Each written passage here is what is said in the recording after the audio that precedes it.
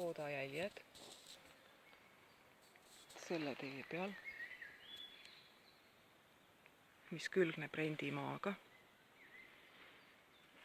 Ülase kinnistu.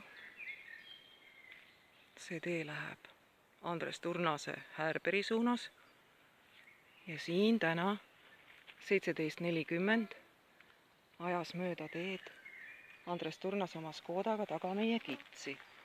Ühe kitse talle ta siis tappis ära kuidagi. Siin on selline vereloik ja kivi ja talle ta viskas sinna metsa.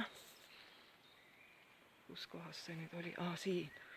See on viidud siia puude taha. See on ikka kohe konkreetselt ära peidetud.